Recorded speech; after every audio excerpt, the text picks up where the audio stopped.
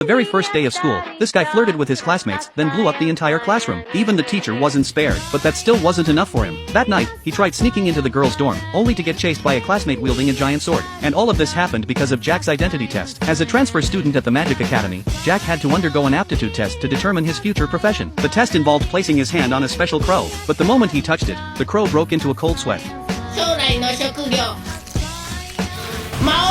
Everyone around him stared in horror, because the last Demon King despised humanity and nearly wiped out the entire race. Hearing this, Jack started panicking. The teacher assumed there was a mistake and retested him multiple times, but every single result still identified him as the Demon King. Jack thought the academy would execute him, but instead, they just assigned him to a class. However, the moment he arrived, everyone avoided him in fear. Jack quickly tried to explain that he wasn't a bad person, but this only enraged Annie, who immediately pulled out a sword and charged at him. Turns out, on his way to school, Jack had helped an old lady, but her granddaughter, Annie, mistook it for an attack and kicked him to the ground.